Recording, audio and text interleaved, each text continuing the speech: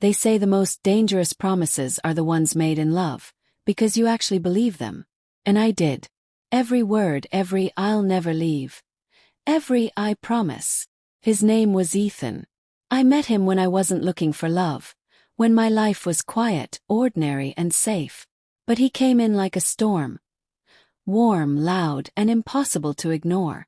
It was during college senior year. I was working late on an art project in the studio.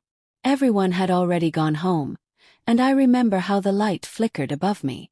That's when he walked in, holding 2 coffees and that familiar half-smile that always made my heart skip. "You look like someone who forgets to breathe when focused," he said, placing 1 cup beside me. I laughed, pretending not to notice how easily he noticed me. From that night on, he became a habit I didn't want to break. He'd walk me home, talk about dreams, fears, random thoughts, the kind of conversations that stretch until sunrise. He wasn't perfect, but he made life feel like it had color again. He'd always say, "No matter where life takes us, promise me you won't stop believing in love." And I'd smile back and whisper, "Only if you promise not to leave." He promised. He really did. And I believed him. Our love grew quietly, not through grand gestures but through shared silences. Late-night drives, long texts, shared playlists, and the way he'd brush my hair behind my ear when I was upset. He wasn't just my boyfriend, he was my person, my safe place. People say young love fades, but ours didn't. Deepened. Felt real. Felt forever. Until one day, it didn't. The cracks beneath the promise. I started noticing small changes, the kind that only someone in love would notice. He'd reply slower. He'd cancel plans last minute. He'd say, "I'm just tired," more often than "I miss you." At first I thought maybe it was stress, maybe work, maybe life.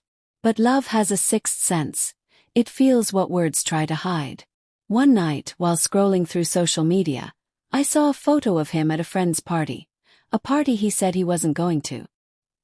He was laughing, holding a drink, and next to him was a girl I didn't recognize, smiling up at him like she already knew the things I loved most about him. I didn't confront him immediately. I told myself, trust him. But trust is fragile. Once you start doubting, even silence sounds suspicious. The next time we met, I asked him if everything was okay. He smiled, pulled me close, and said, "Of course, why wouldn't it be?" But his eyes, they looked elsewhere, like he was talking to me but thinking of someone else. I remember sitting in my room later that night, staring at our old messages. All those forevers. All those promises. And wondering, how does forever end so quietly? Weeks passed. He grew colder. His laughter faded. And the boy who once promised to never leave started disappearing in ways I couldn't stop. One evening he called. His voice was calm, too calm. He said, "I think we need a break. I just need time to figure things out." That word broke me. Because time isn't what you need when you love someone. It's what you need when you're trying to unlove them. I didn't beg. I didn't cry. Not on the phone. I just whispered, "You promised." He stayed silent for a few seconds, then said, "I know. I'm sorry." And that was it. The line went quiet. And with it, so did everything I believed in. The promise he forgot. Months passed. He didn't come back. I told myself I was fine. I threw myself into work, into friends, into anything that didn't sound like his name. But every time it rained, I thought of him. Every time I saw someone laughing the way he used to, I broke a little more. One night, after months of silence, my phone buzzed. Ethan. Just seeing his name again made my heart race. He texted, "Hey, I've been thinking about you." I should have ignored it. But I didn't. Because even after all that pain, part of me still hoped he meant his promise. We met at the cafe where we first said, "I love you." He looked the same. Calm, confident, familiar. But something felt off. Talk. About old memories. About how he missed me. And then he said it. "I made a mistake leaving you." Tears burned in my eyes.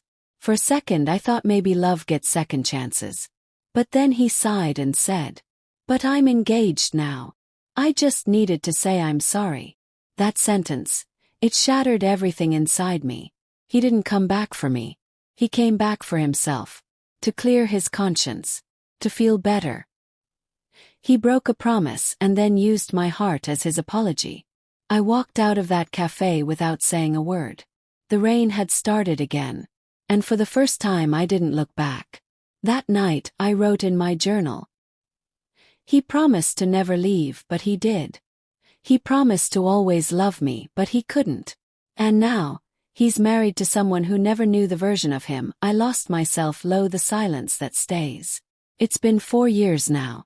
People ask if I still think of him. I do, but not like before. It's not love anymore. It's a memory. A wound that no longer bleeds, but still aches when it rains. Sometimes when I walk past that old cafe, I remember us. Not as lovers, but as two people who once believed love could survive anything. I no longer hate him. I just feel sorry. Sorry that he'll never know what it means to be loved truly, deeply, endlessly, like I loved him. He moved on. He kept his promise to someone else. And I kept mine, to never stop believing in love, even when it broke me. Because that's what love does. It breaks, it heals, and it leaves something behind. And sometimes that something is strength. Now, when people ask why I still wear the ring he gave me, I just smile and say, because it reminds me of who I was before I forgot how to love myself. I still dream of him sometimes, in places where promises don't break and goodbyes don't hurt. But when I wake up, I remind myself, that was just a dream. And maybe that's all he ever was. A dream that felt too real, a forever that ended too soon. He broke his promise, but I still keep mine, to never forget the love that almost destroyed me.